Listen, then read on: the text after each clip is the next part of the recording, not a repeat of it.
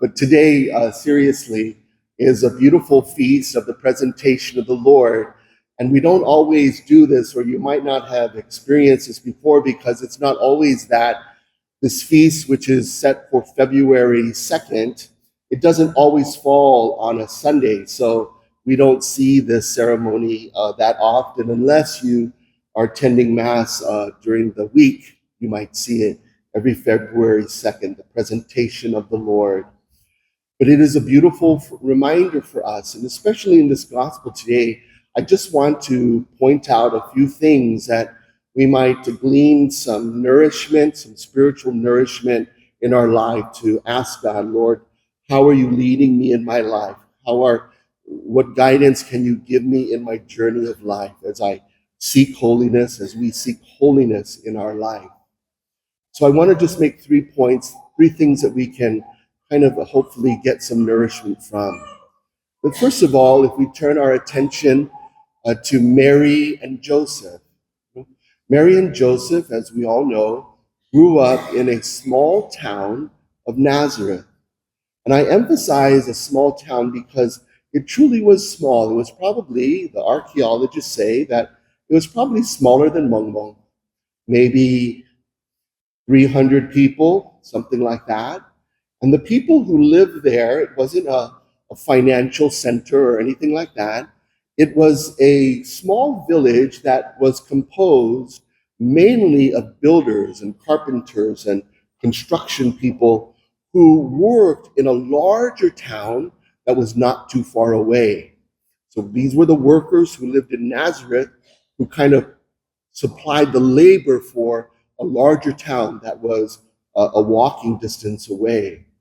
So my point is that Mary and Joseph grew up in poverty. They grew up struggling, paycheck to paycheck, if you might think of it that way. And yet, even in their simplicity of life, they made a tremendous sacrifice to follow the prescripts of the law, to follow the law. Our gospel today really emphasized that they were obedient to the law.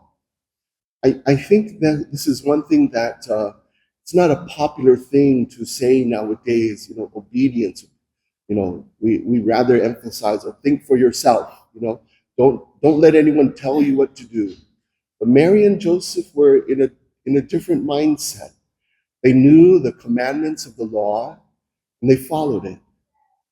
Obedience is a beautiful quality that sometimes we neglect.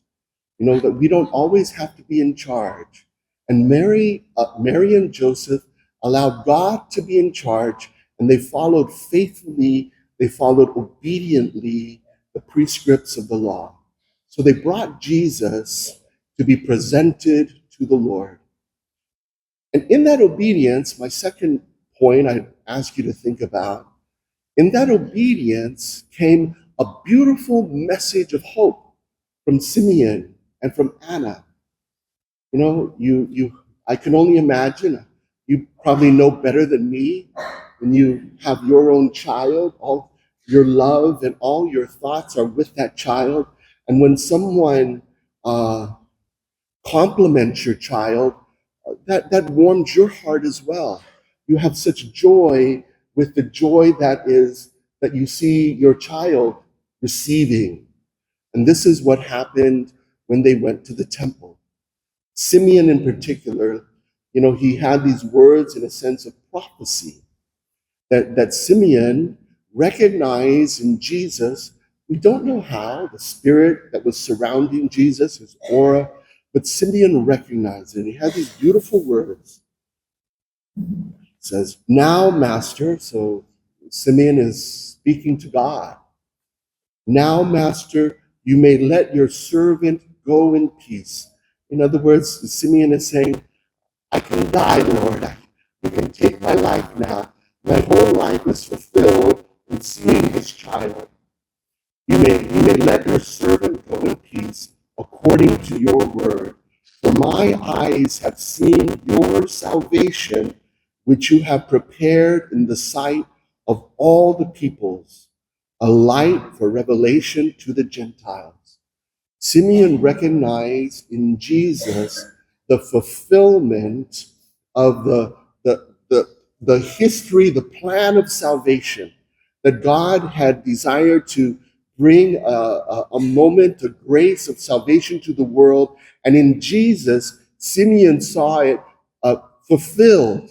It had not completed yet. Jesus was just a baby, but Simeon had a hope and a faith in his life that he knew that God would see it through.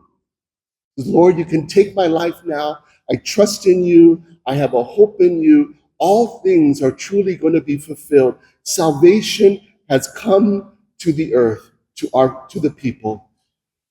And so this is a beauty, and Mary and Joseph are listening to this, and I can only imagine how they were encouraged and felt overjoyed by hearing these words of Simeon.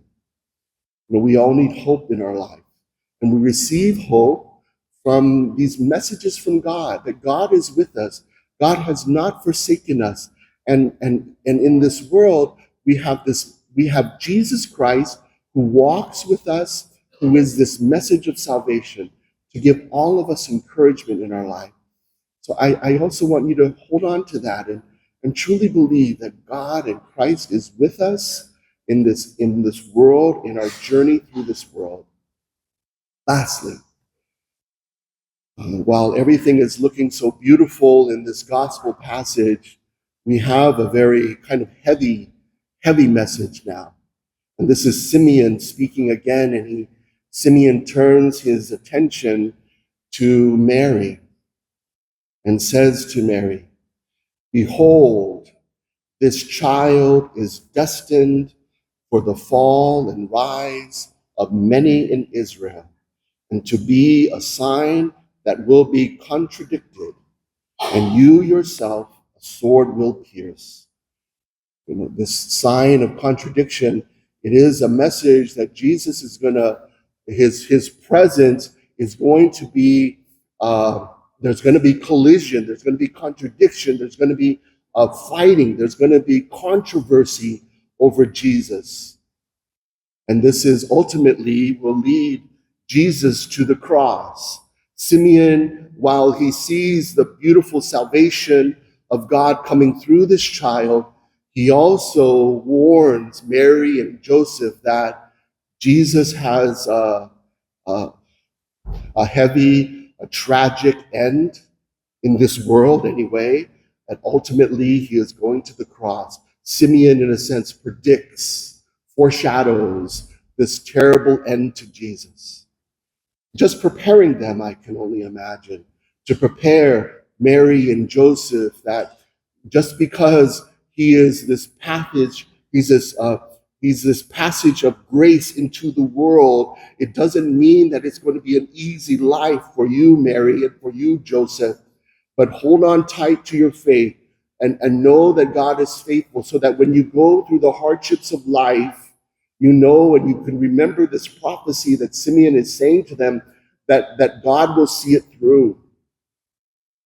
And so we have this knowledge that in these scriptures today, in our own life, just because we are going through hard times in our life, and maybe life is a struggle, doesn't mean that God has taken his hands off of us. That God's blessing can be on you and on me, even in the midst of struggle, of hardships. And God assures us in Jesus that we have a leader that we follow who has gone through what we have gone through in our own life as well. The suffering that we experience in life is no greater than the suffering that Christ, who we follow, has gone through, so that we can take courage. In this beautiful passage, or this very telling passage, and you yourself, speaking to Mary, and you yourself, a sword will pierce. Have you ever seen the statue of our Blessed Mother? Not our statue here, but sometimes you see images of our Blessed Mother, and she has an image of the heart right on her chest, and there is a sword that pierces her heart. And it comes from this passage here. So that Mary's heart wasn't literally pierced, but it comes from this, that spiritually her heart is pierced, in that when her son is crucified, that herself as a mother experiences the great pain of her son. Sometimes you hear this title for Mary as the Queen of Martyrs. And this is again where it comes from, that Mary understands the struggle and the pain of martyrdom, in that she has given her life as a mother of Jesus Christ, who gave his life. And she lives through that and has experienced that. She is the Queen of Martyrs. So take courage. So we are given this image of Jesus, sort of like Simeon is setting forth this lifespan of Jesus, while he is coming into the world to be the vanguard of God's grace and salvation, and there's joy there. He's also predicting how he will be a sign of contradiction, and there will be heartache there as well. Isn't that life? It's so true. That is life. And Jesus walks through life just as we do. But we have Jesus in our life that we might acknowledge him as our friend, as our brother, who never leaves us, that God sent his son into the world that we might know that he is with us through the struggles of this life. So my brothers and sisters, we have this beautiful celebration of the feast of the Lord that really spells out the history of salvation for us, that Christ has sent his son into this world for our salvation. And we have no need to fear the crosses that we experience in our life, because we have Jesus and Mary as our companion. God bless you.